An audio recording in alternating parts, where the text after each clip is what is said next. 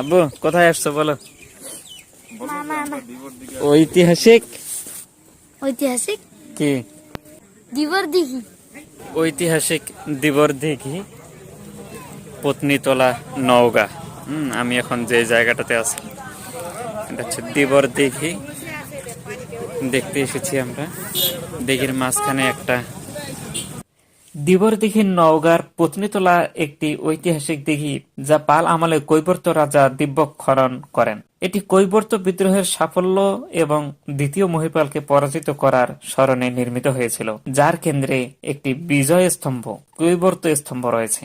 প্রায় ২০ বিঘা আয়তনের এই দিঘিটি প্রাচীন স্থাপত্য ও বাঙালির শৌর্যবীর্যের প্রতীক হিসেবে আজও দাঁড়িয়ে আছে। এটি পাল সাম্রাজ্যের সময় একাদশ শতাব্দীতে কৈবর্ত রাজা দিব্যক নির্মাণ করেন।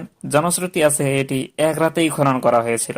দ্বিতীয় মহিপালকে পরাজিত ও হত্যা করার বিজয়কে স্মরণীয় করে রাখতে দিব্যক এই দিঘি ও স্তম্ভটি তৈরি করেন।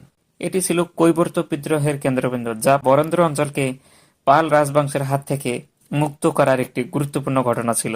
কৈবর্ত হচ্ছে যারা মাছ ধরে তাদেরকে বলতো আর কি সেই সময়। দিঘির মাঝখানে অবস্থিত ৯ কোণ বিশিষ্ট গ্রানাইট পাথরের স্তম্ভটি দিব্যকের বিজয় স্মারক।